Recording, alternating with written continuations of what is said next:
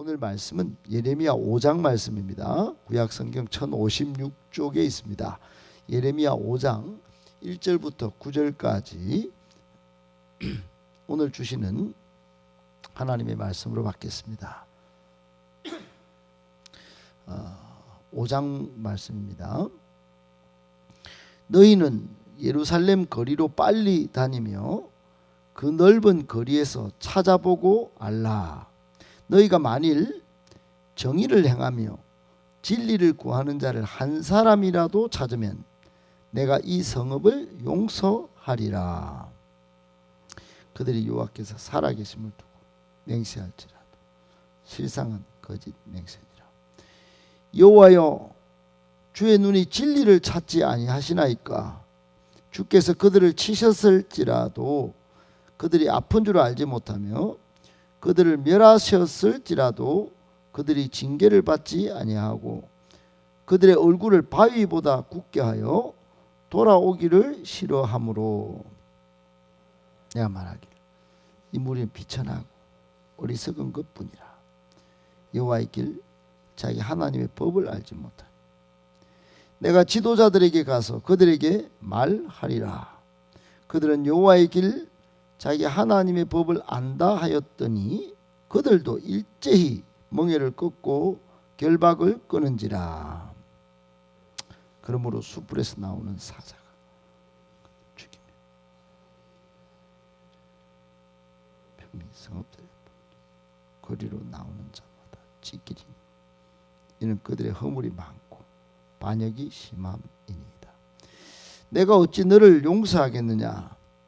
내 자녀가 나를 버리고 신이 아닌 것들로 맹세하였으며 내가 그들을 배불려 먹인즉 그들이 간음하며 창기의 집에 허다히 모이며 그들은 두루 다니는 살찐 수말같이 각기 이웃의 아내를 따르며 소리 지른도다. 9절 같이 읽겠습니다. 여호와의 말씀이니라. 내가 어찌 이 일들에 대하여 벌하지 아니하겠으며 내 마음이 이런 나라에 보복하지 않겠느냐. 아멘. 할렐루야. 큰 피해는 없으셨습니까? 오늘 5장 말씀도 아버지 하나님의 심정을 이해하는 차원에서 말씀을 좀 접근하시고 또 이 본문의 말씀에서 주시는 세 가지 교훈을 같이 찾아보도록 하겠습니다. 첫 번째, 유다를 향한 심판, 정말 불가피한 것이었습니다. 유다를 향한 심판, 정말 불가피한 것이었습니다. 여러분, 제 인생의 직장 생활에서 가장 큰 충격은 IMF였습니다. 제2의 경술국치라 일컬어지는, 저는 그런 충격을 본 적이 없었던 것 같아요. 개인적으로나 또는 회사적으로는 충격이 있었지만 그동안 같이 근무하던 동료들이 갑자기 직장을 잃고 개인적인 채무를 갚지 못해서 그토록 사회 학교 다닐 때 또 사회생활 하면서 가장 모범적으로 또 학교도 대학교에서 거의 수석들이 우리 교회 회사에 들어왔는데 갑자기 직장을 잃고 신문을 팔고 길거리에 나왔는 그런 일들이 많이 있었습니다. 저희 직장에만 한 반이 그때 회사를 떠나는 그런 일들이 있고 같은 업계에 종사하던 그 정권회사는 망하기도 하고 그때 이제 잘 들었던 이야기가 항상 들었던 이야기가 이번 이렇게 구제금융을 받는 것은 불가피한 것입니다. 이런 이야기였어요. 이게 불가피한 게 이게 무서운 거구나. 그때 알았습니다. 여러분, 외환이 없을 때, 외환 보유고가 떨어졌을 때 불가피하게 구제금융을 받는데 그 처절한 피해는 고스란히 우리 주변에 가까운 사람들이 받는 것을 보았습니다.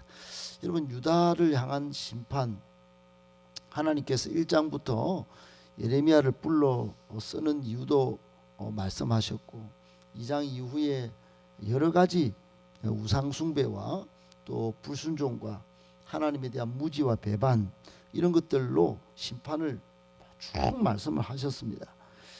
그러면서 예레미야가 회개를 촉구하고 또 자신의 아픔으로 가져와서 슬픔을 막 애가를 부르고 그리고 단식하고 그리고 어제까지도 봤지만은 바벨론이 침략해서 그 당할 그 참상 완전 뭐 초토화되는 그런 내용들을 보여주면서까지도 회개를 촉구했지만 예레미야는 절규하면서 아버지 하나님의 그 심정을 보여줬지만 절대로 회개하지 않는 그런 모습들을 우리가 봤습니다.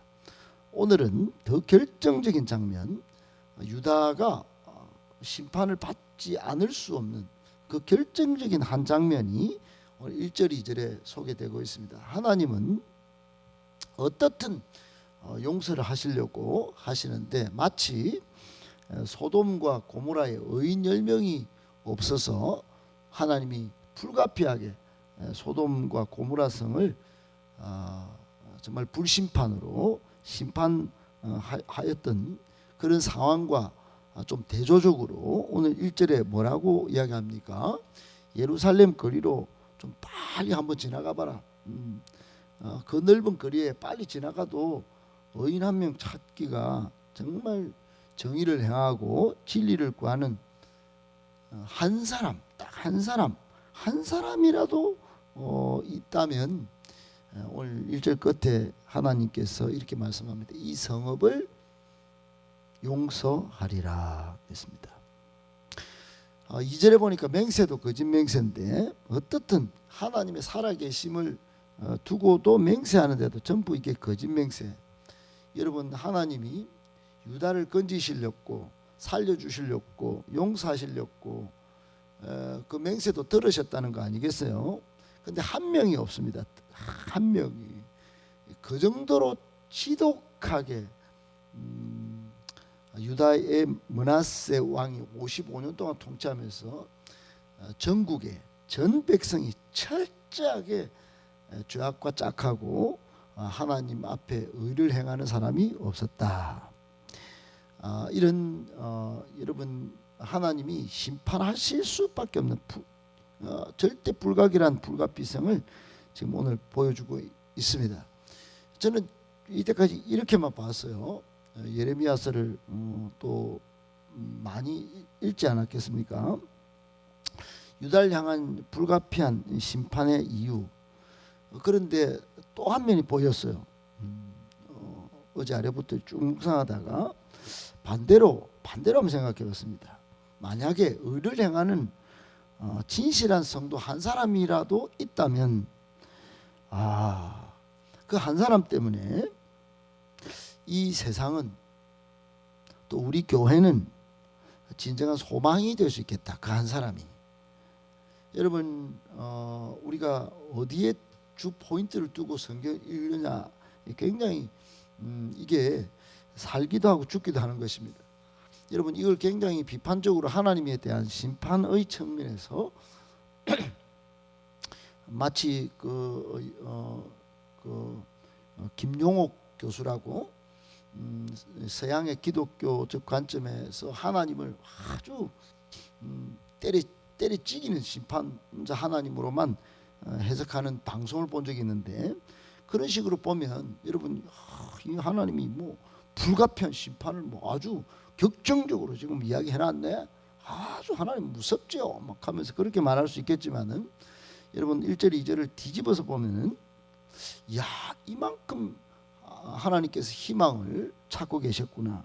그 정말 진정성을 온 가슴을 열어 보이면서 우리 성도들 한 명에게 정말 진실한 또 정의를 얼마나 갈망해야 되는지를 의를 행하는 성도 한 명을 찾고 계신 그 찾으시는 그 열정 이런 것들을 우리가 볼 수 있다 하는 것입니다. 여러분 저나 여러분이나 아직은 뭐 윤리 도덕적인 기준으로 보면 부족한 게 천지백갈이겠지요. 그러나 여러분 그런 면이 아니라 하나님의 관점에서 하나님의 눈에서 정말 의를 행하는 그런 진실한 성도가 되었으면 좋겠습니다.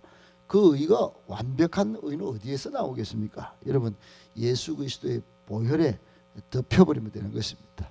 항상 예수님을 바라보고 24시간 예수님 생각할 때 이 의가 최종적으로 확보가 된다는 거 꼭 기억하시고, 그런 의미에서 하나님 눈에 의인으로 보여져서 또 발견되어져서 이 세상에 마지막 남은 소망이 되고 또 우리 교회의 희망이 되는 저와 여러분 되실 수 있기를 예수님의 이름으로 축복합니다. 아멘. 두 번째, 참 회복을 원한다면 하나님의 징계를 민감하게 회복의 기회로 활용할 줄 알아야 합니다. 여러분, 참 회복을 원한다면 하나님의 징계가 있습니다. 하나님의 징계 그걸 민감하게 회복의 기회로 잘 활용해야 합니다. 여러분, 회복이 잘 안 되는 사람들 있죠. 여러 가지 면에서 그렇게 볼 수 있습니다. 특별히 신앙이 회복 안 되는 사람의 특징 쭉 이렇게 제 느낌대로 이렇게 보면 좀 영적으로 무감각한 분은, 센시티브하지 않은 분은 이렇게 회복이 좀 더딘 것 같아요. 또 한 경우는 이제 분별력이 좀 없는 분, 진리와 거짓의 분별 또는 하나님 뜻과 계획에 대한 분별. 하나님의 뜻과 계획이 분명한데도 자기 뜻을 너무 앞장세우면 회복이 좀 더딘 것 같아요. 그 저면에 완고함이 있는 분은 회복이 좀 더딘 것 같아요. 여러분, 지금 본문에서 보면 하나님이 왜 유다 백성, 하나님이 택한 백성 아닙니까? 이름하여 선민입니다. 선민. 근데 선민을 심판하기로 왜 작정하셨나?